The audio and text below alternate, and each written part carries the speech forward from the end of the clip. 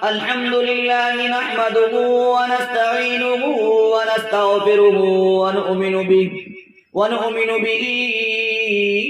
ونتوكل عليه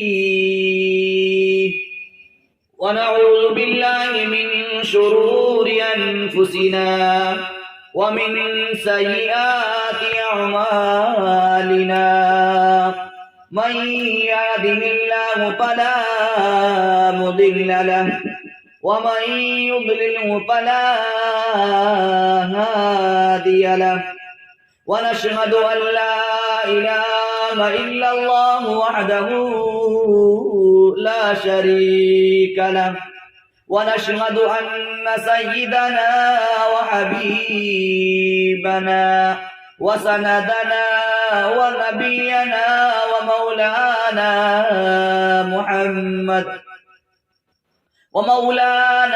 محمدا عبده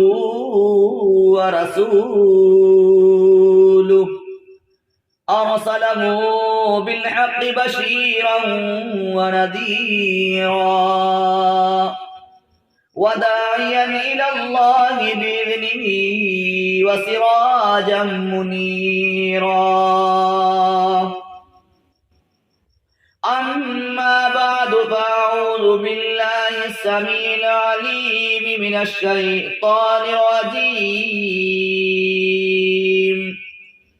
بسم الله الرحمن الرحيم.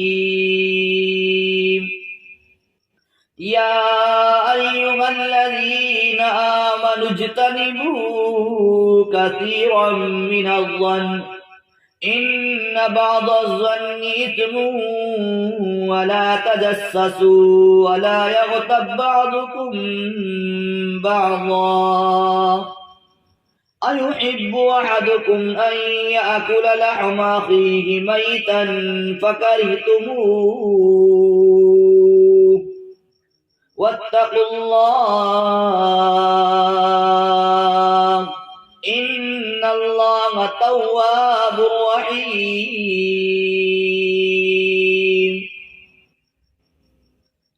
عن ابن عباس رضي الله عنهما قال مر رسول الله صلى الله عليه وسلم على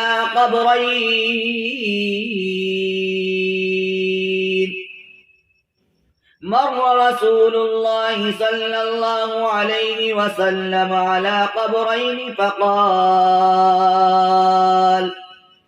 إنهما ليعذبان وما يعذبان في كبير أما هذا فكان لا يستتر من بوله وأما هذا فكان يمشي بالنميمة. صدق الله العظيم ومولانا العظام الكريم ونحن على ذلك لمن الشاهدين والشاكرين والحمد لله رب العالمين.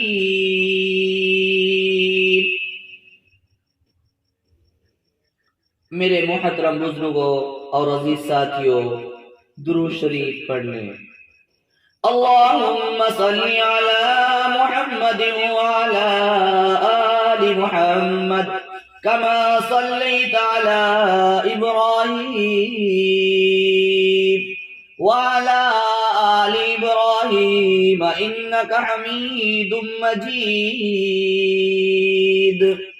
اللهم بارك على محمد وعلى آل محمد كما باركت على إبراهيم وعلى آل إبراهيم إنك حميد مجيد.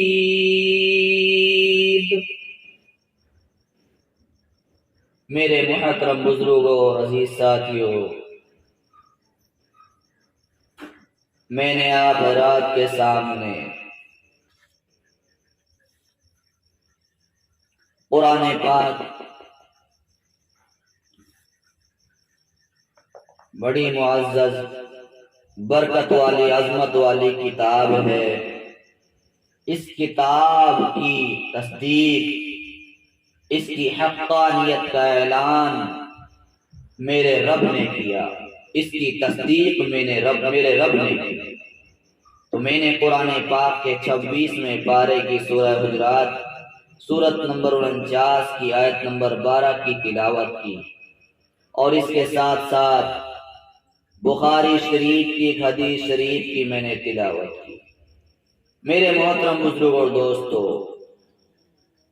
آج میں نے ارادہ کیا کہ ہو نہ ہو آج ہمارے معاشرے میں جو برائیاں اور جو گندگیاں پھیلی ہوئی ہیں، کیوں نہ ان پر بھی کچھ روشنی ڈال دی جائے، ان میں سے چند چیزوں پر روشنی ڈال دی جائے، تاکہ ہمیں احساس ہو کہ ہم ایک زندہ قوم تھی، آج کس طرح سے ہم سو گئے۔ یہ قوم جو دوسروں کو راہ دکھانے کے لیے، روشنی دکھانے کے لیے، راستہ بتلانے کے لیے آئی تھی، اور آج یہ قوم خود غفلت کی نیند سو گئی۔ اس قوم کے اندر کس طرح سے برائیاں پیدا ہو گئی۔ تو میرے پیارے دوست اور بزرگوں، میں نے جو آیت کریمہ تلاوت کی، اس میں 3 باتوں کی طرف اشارہ ہے، 3 باتوں سے منع کیا گیا ہے، اور ان تینوں کو مفتی شفیع صاحب رحمۃ اللہ علیہ نے اپنی تفسیر میں حرام لکھا ہے، یعنی جن کے اندر یہ کام پائے جاتے ہیں، جو ان کو کرتا ہو تو ایک حرام عمل کر رہا ہے۔ جن میں سے فرمایا پہلا عمل بدگمانی کے بارے میں، فرمایا بدگمانی نہ کرو، کسی کے عیب مت ڈھونڈو، کسی کی غیبت نہ کرو۔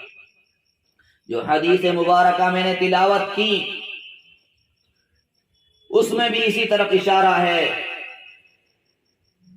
کہ کسی کے بارے میں عیب جوئی نہ کی جائے اور گندگی سے بچا جائے۔ میرے پیارے دوست اور بزرگوں،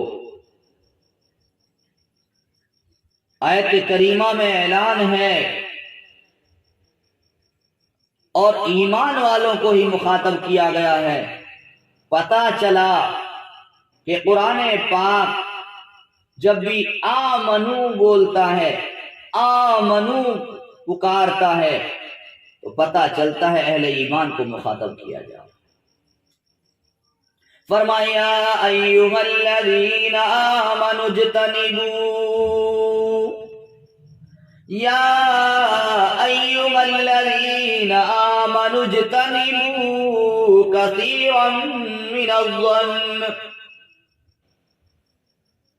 اے ایمان والو بہت سے گمانوں سے بچا کرو۔ کیوں؟ فَإِنَّ بَعْضَ الظَّنِّ إِثْمٌ وَلَا تَجَسَّسُوا وَلَا يَغْتَبْ بَعْضُكُمْ بَعْضًا، فَإِنَّ بَعْضَ الظَّنِّ إِثْمٌ، کیونکہ بعض گمان گناہ ہوتے ہیں۔ فرما وَلَا تَجَسَّسُوا وَلَا يَغْتَبْ بَعْضُكُمْ بَعْضًا، فرما سراغ مت لگایا کرو، ایک دوسرے کے پیچھے نہ پڑا کرو۔ وَلَا يَغْتَبْ بَعْضُكُمْ بَعْضًا، اور کوئی کسی کی غیبت بھی نہ کیا کرے۔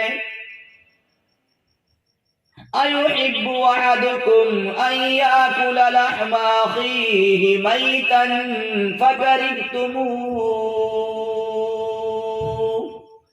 کیا تم میں سے کوئی اس بات کو پسند کرتا ہے کہ اپنے مرے ہوئے بھائی کا گوشت کھائے؟ فَكَرِهْتُمُوهُ، بس اس کو تو تم ناگوار سمجھتے ہو، ناپسند کرتے ہو۔ وَاتَّقُوا اللَّهَ، اور اللہ سے ڈرتے رہو۔ إِنَّ اللَّهَ تَوَّابٌ رَحِيمٌ، بے شک اللہ رب العالمین بڑا توبہ قبول کرنے والا مہربان ہے۔ تو میرے پیارے دوست اور بزرگوں، اس آیت کریمہ میں 3 باتوں کی طرف اشارہ ملا۔ پہلا یہ ہے ایک دوسرے کے بارے میں بدگمانی نہ پیدا کریں۔ آج بات بات پر بدگمانیاں، قدم قدم پر بدگمانیاں، اسی طریقے سے ایک دوسرے کی جاسوسی کرتے ہیں، سراغ لگاتے ہیں، اسی طریقے سے غیبت بھی کرتے ہیں۔ اب غور کریں ایک لمحہ کے لیے، کیا ہمارے اندر غیبت کا، جاسوسی کا، بدگمانی کا، ان میں سے کوئی عیب بھی ہمارے اندر نہیں؟ اور جو حدیث مبارکہ تلاوت کی، اس میں ایک تو پیشاب کی غلاظت، گندگی، پیشاب کی چھینٹوں سے نہ بچنے کا ذکر، اور ایک چغلی کرنے کا ذکر ہے۔ ذرا غور کریں، ہمارے اندر یہ چغلی کا اور یہ پیشاب سے بچنے کا عمل ہے؟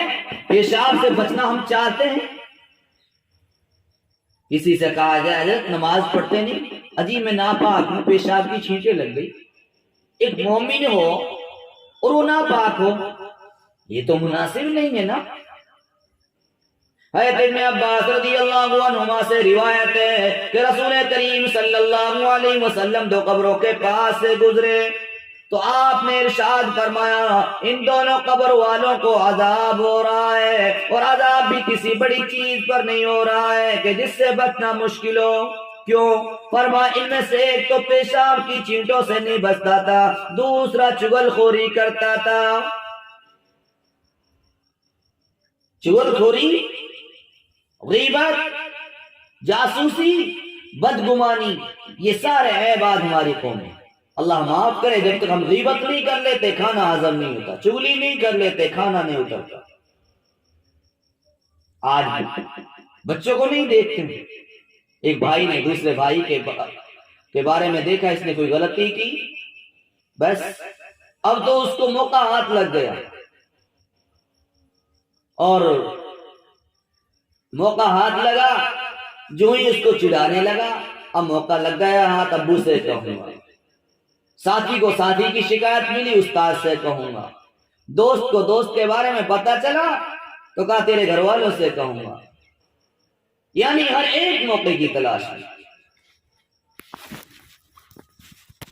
اب ایک بات بھی عام چل رہی ہے، کہتی جی روکنا بھی تو ضروری ہے، نہیں انل منکر ہے،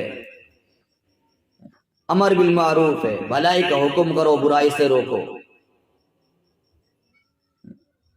تو ہم تو برائی سے روکنے کے لیے شکایت کر رہے، یہاں یہ مسئلہ واضح کرتا چلوں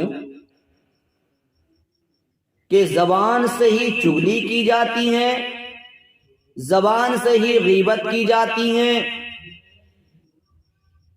اب ان دونوں میں فرق کیا ہے؟ غیبت ایسا عمل کہ پیٹھ پیچھے اس برائی کو بتانا جو اس میں موجود ہو، اور اس کو اگر پتا چلے تو وہ اس کو برا مانے۔ جی، اس کو پتا لگے گا اور وہ اس کو برا مانے گا، تو یہ غیبت ہے۔ اشارتن ہو، قولن ہو، عملن ہو۔